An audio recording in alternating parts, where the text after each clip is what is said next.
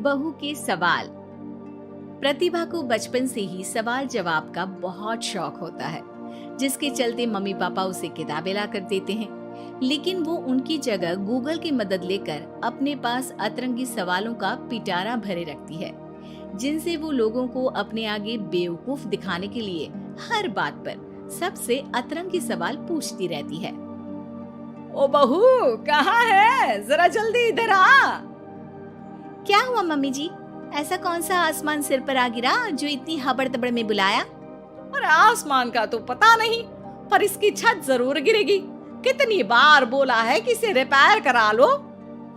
Mummy जी, ऐसी क्या चीज है जो आपसे कभी सवाल तो नहीं पूछती, पर फिर भी आपको हमेशा उसका जवाब देना पड़ता है?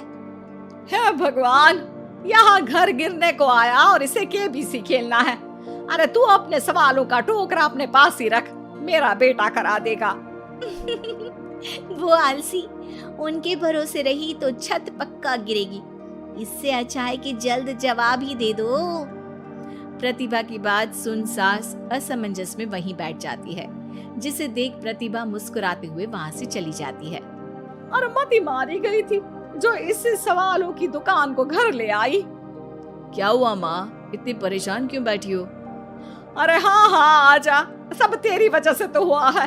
पूरी दुनिया में तुझे कोई दूसरी लड़की नहीं मिली थी शादी करने के लिए, जो इस सवाल बवाल को मेरे सिर पर ला बिठा दिया। अब क्या सवाल पूछ लिया प्रतिभा ने? इस पर सास अभय को प्रतिभा का सवाल बताती है, जिसे सुनकर अभय जोर जोर से हंसने लगता है। अरे माँ, प्रतिभा के पास जाओ और बोलो उसका जवाब है मोबाइल फोन, जो हमसे कोई सवाल नहीं पूछता, लेकिन हमें हमेशा उसके बजने पर जवाब देना ही पड़ता है। ओ हाँ, चल अब दफा हो, आलसी कहीं का। इस पर अभय के वहां से जाते ही सास प्रतिभा के पास जाकर उसे जवाब दे देती है, जिसे सुन प्रतिभा हैरान रह जाती है, लेकिन अपनी बात के चलते छत की रिपेयरिंग का काम करा देती है। मेरे सवाल का जवाब इतनी जल्दी देना मम्मी जी के बस की तो बात है नहीं। कोई मुझे इतनी जल्दी हरा दे ये कभी नहीं हुआ, और ना ही मैं होने दूंगी। अब देखो। इसके बाद तो जैसे बात प्रतिभा के अभिमान की हो जाती है, जिसमें वो सास से बदला लेने का मौका ढूंढने में जुट जाती है।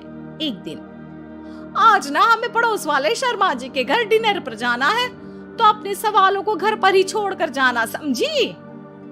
सास की बात का कोई जवाब दिए बिना प्रतिभा वहाँ से चली जाती है, और रात को शर्मा जी के घर पहुँचते ही उनके बच्चे के साथ खेल खेलने के बहाने अपने सवालों की गाड़ी शुरू कर देती है। पापा, आंटी बहुत सवाल करती है, मुझे उनके साथ नहीं खेलना।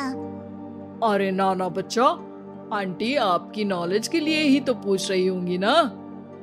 अच्छा तो बताओ, एक लड़की 50 फुट की सीढ़ी से गिरी, फिर भी उसे चोट नहीं लगी, क्यों? बच्चे की बात सुनकर शर्मा जी सिर खुजाते बैठ जाते हैं। अब अरे बच्चा, जाओ खिलौने से खेलो, जाओ जाओ। क्यों शर्मा जी, जवाब नहीं पता तो बच्चे को भेज रहे हैं? अरे आप सब भी क्या सवाल जवाब में लग गए, डिनर करते हैं ना। अब तो जवाब सुनकर ही खाना खाऊंगी। क्योंकि वो लड़की आखिरी सीढ़ी से गिरी थी, इसलिए चोट नहीं लगी। मिल गया जवाब, अब कोई बदतमीजी या सवाल नहीं। अच्छा, तो आज तक मम्मी जी को भी सारे जवाब आप ही बताते थे? क्यों, तुम्हारे अहंकार को ठेस पहुंची कि कोई तुमसे तेज कैसे हो सकता है? ओहो, इतना कॉन्फिडेंस। तो बताओ, एक साल में कितने सेकंड्स होते हैं? 12। 2 जनवरी, 2 फरवरी एंड कंटिन्यूड। ज्यादा तेज हो। अच्छा, ऐसी क्या चीज है जिसे तुम छुए बिना पकड़ सकते हो? बात। 2 माँ और 2 बेटी पिज्जा खाने गई, सबने एक एक स्लाइस खाया, फिर भी सिर्फ 3 स्लाइस ही खा पाए। कैसे? क्योंकि उनमें एक ग्रैंडमदर है, फिर उनकी बेटी यानी कि मदर, और फिर उनकी बेटी। हो गई 2 माँ और 2 बेटी, मिल गए 3 स्लाइड का हिसाब। अरे कभी तो अपनी गूगल की दुनिया से बाहर निकलो। अपने आप को अगर इतना ही तेज समझती हो तो अब तुम मेरे सवालों का जवाब दो। कौन सा फूल सबसे अच्छा है? किसका दूध दुनिया में सबसे ज्यादा अच्छा है? कौन सी मिठास सबसे अच्छी है? अभय के सवाल सुन प्रतिभा असमंजस में पड़ चुपचाप बैठ जाती है, जिसे देख सब हैरान रह जाते हैं। प्रतिभा के पास सवाल का जवाब नहीं, ये चमत्कार कैसे हो गया? अरे कभी गूगल छोड़कर ढंग की किताबें पढ़ी होती तो पता होता। इसी तरह कुछ दिन बीत जाते हैं, जिसमें अभय का जवाब ना दे पाने की वजह से प्रतिभा सवाल पूछना बंद कर देती है, लेकिन साथ ही सुकून से रह भी नहीं पाती, जिसे देखकर एक शाम अभय प्रतिभा को कहता है, देखो, मेरा तुम्हें हर्ट करने का कोई मोटिव नहीं था। बस समझाना था कि अगर तुम्हारे पास कोई टैलेंट है तो उससे लोगों को नीचा दिखाने की जगह उन्हें सीखने में या मदद करने में इस्तेमाल करो। ज्ञान नहीं, जवाब दो। सबसे अच्छा फूल कॉटन का है, क्योंकि उससे हमें कपड़े पहनने को मिलते हैं। सबसे अच्छा दूध माँ का है, क्योंकि उसकी वजह से एक बच्चा स्वस्थ और तंदुरुस्त रहता है। और सबसे अच्छी मिठास तुम्हारी जुबान में होती है। अगर जुबान से अच्छा बोलोगे तभी तो लोगों से जुड़ पाओगे, उनके मन और जीवन में घर कर पाओगे। अभी भी ज्ञान ही दिया, लेकिन ऐसा जो मेरे पास नहीं था। सॉरी, मुझे कभी समझ में ही नहीं आया कि मैं कितना गलत कर रही हूँ, और ना ही किसी ने समझाया।